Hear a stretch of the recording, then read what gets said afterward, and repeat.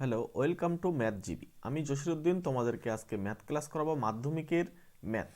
এখানে উপপাদ্যে যে আমাদের সাজেশন ক্লাস চলছে সেই ক্লাসটাই আমরা আজকে করব। বেসিক্যালি উপপাদ্যটা দেখো। উপপাদ্য হচ্ছে পিথাগোরাসের বিপরীত উপপাদ্য, খুবই গুরুত্বপূর্ণ উপপাদ্য। ঠিক আছে, যেরকম পিথাগোরাসের উপপাদ্যটা ইম্পর্টেন্ট, সেখানে কিন্তু পিথাগোরাসের বিপরীত উপপাদ্যটাও কিন্তু ভীষণ ইম্পর্টেন্ট। তো পিথাগোরাসের বিপরীত উপপাদ্যটি বিবৃত করে যখনই দেবে তখন তোমাকে এই স্টেটমেন্টটা লিখতে হবে, লিখে তারপরে কিন্তু প্রমাণটা করতে হবে কি, যে কোনো ত্রিভুজের একটি বাহুর উপর অঙ্কিত বর্গক্ষেত্রের ক্ষেত্রফল অপর দুই বাহুর উপর অঙ্কিত বর্গক্ষেত্র দুটির ক্ষেত্রফলের সমষ্টির সমান হলে প্রথম বাহুর বিপরীত কোণটি সমকোণ হবে। ঠিক আছে, বিষয়টা কেমন, বিষয়টা যদি আমি একটা ছবির মাধ্যমে বলি, মনে করো একটা ত্রিভুজ আছে, এই ত্রিভুজের উপর অঙ্কিত বর্গক্ষেত্রের ক্ষেত্রফল সমকোণী ত্রিভুজ, সেটা কিন্তু বলা নেই।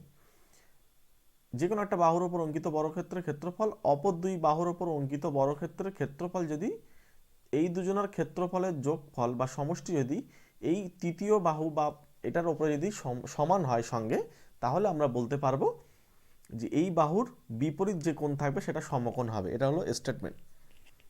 ঠিক আছে, চলো তাহলে আমরা কিভাবে প্রমাণটা করব একবার একটু দেখে নিই। উপপাদ্যে আমি তোমাদেরকে বলি, কোনো মুখস্থ করার বিষয় না, এখানে জাস্ট একটু ধৈর্য ধরে বুঝতে পারলেই কিন্তু হয়ে যাবে, নিজেরাই কিন্তু পরীক্ষার হলে লিখতে পারবে। ঠিক আছে, চলো দেখো। প্রথমে আমাদেরকে কি করতে হবে, একটা ত্রিভুজ আমরা টানছি এ সি বি, যেখানে আমাদের কিন্তু এই এসিবি এই কোণটা কিন্তু 90 ডিগ্রি, হয়তো আপাত দৃষ্টিতে মনে হলেও এটা কিন্তু 90 ডিগ্রি আমরা এখন ভাববো না। এটা ভাববো যে কত ডিগ্রি আমরা জানি না, 90 ডিগ্রিটা জাস্ট আমাদেরকে প্রমাণ করতে হবে, এটা খেয়াল রেখো কিন্তু। হ্যাঁ, আমাদেরকে কি প্রমাণ করতে হবে সেটা কিন্তু খেয়াল রাখবে। তাহলে আমাদেরকে কি দেওয়া আছে,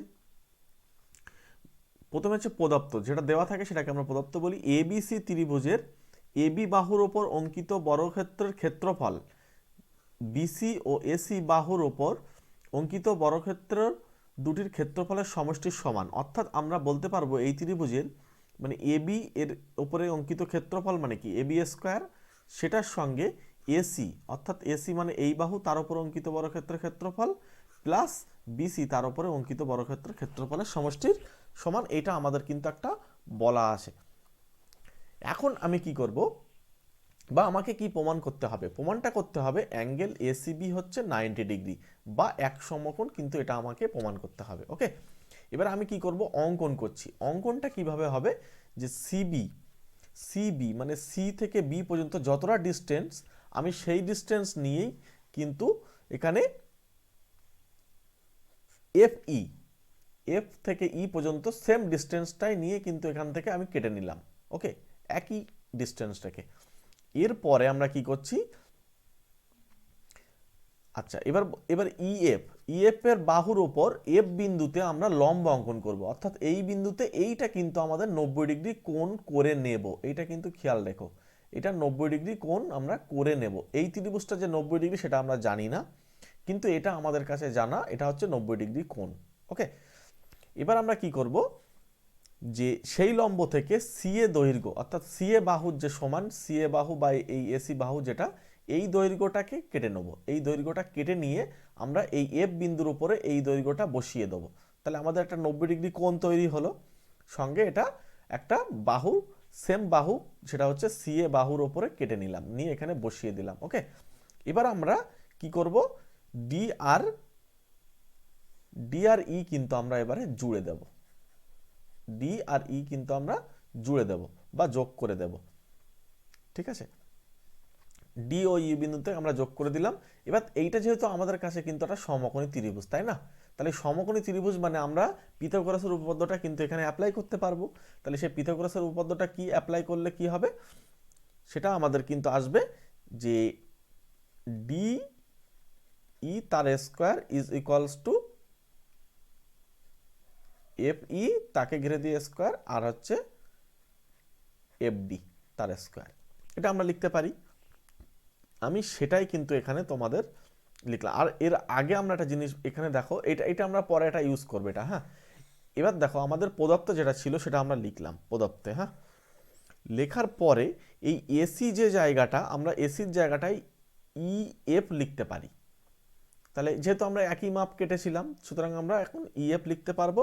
আর বিসি যে জায়গাটা আছে সেই জায়গাটায় আমরা কি করতে পারবো, সেই জায়গাটায় আমরা এফই লিখতে পারবো। আর একটা হচ্ছে এসির জায়গায় এফডি লিখতে পারবো। লিখে দিলাম, এখানে দুটো লিখে দিলাম পরপর। লেখার পরে দেখো এইটা কিন্তু পিথাগোরাসের উপপাদ্য অ্যাপ্লাই করা যাবে। সুতরাং এইটা এখানে এই ডি স্কোয়ার সমান EF square plus FD square, অর্থাৎ আমরা এইটাকে আমরা এই জায়গাটায় ডিই তার স্কোয়ার লিখতে পাচ্ছি। অঙ্কন অনুসারে এইগুলো সব সমান বলে এখানে লেখা গেল, এবং এটা 90 ডিগ্রি, তার জন্য আমরা এটা করতে পারলাম। এবার দুপাশে স্কোয়ার যখন আমরা তুলে দেবো তখন এবির সঙ্গে কিন্তু ডিটা সমান হয়ে গেল। এবার একটা জিনিস খেয়াল করে দেখো কি আমরা পেলাম শেষমেশ। এই বাহুর সঙ্গে এই বাহু আমরা অঙ্কন অনুসারে করে নিয়েছিলাম, এই বাহুর সঙ্গে এই বাহু আমরা অঙ্কন অনুসারে করে নিয়েছিলাম।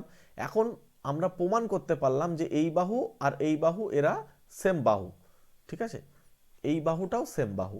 তাহলে আমরা কি বলতে পারি যে একটা ত্রিভুজের তিনটি বাহু যদি সমান হয় তাহলে এস এস এস সত্য অনুসারে আমরা বলতে পারবো ত্রিভুজটি সর্বসম। তাহলে ত্রিভুজটি যদি সর্বসম হয় তাহলে অনুরূপ কোণগুলোও সমান হবে। সুতরাং এই কোণের সঙ্গে এটা সমান হবে, এই কোণের সঙ্গে এটা সমান হবে, আর এই কোণের সঙ্গে এটা সমান হবে। এর মজার বিষয়, আমি তো এটা নিজে থেকে ধরেছিলাম যে এটা 90 ডিগ্রি, তাহলে নিশ্চয়ই এই কোণটাও তো 90 ডিগ্রি হবে। সুতরাং আমাদের যে প্রথম বাহু ছিল তার বিপরীত কোণ কিন্তু 90 ডিগ্রি, এটা কিন্তু প্রমাণ করে ফেললাম, ঠিক আছে।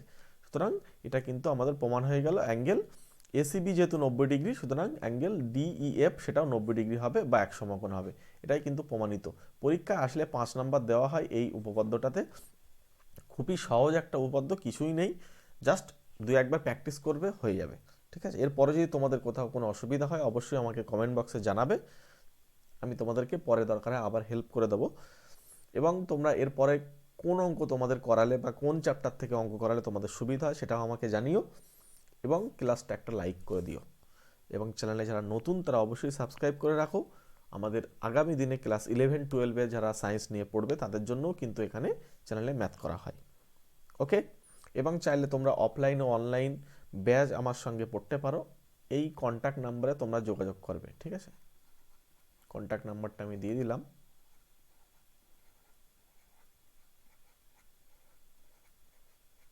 ঠিক আছে। অফলাইন এবং অনলাইনে ক্লাস 10-এর 9, 10, 11, 12-এর ম্যাথ করা হবে। তোমরা চাইলে এই নাম্বারেও কন্ট্যাক্ট করে যোগাযোগ করতে পারো, ঠিক আছে। চলো তাহলে আজকে এখানেই ছাড়ছি। প্রত্যেককে থ্যাংক ইউ।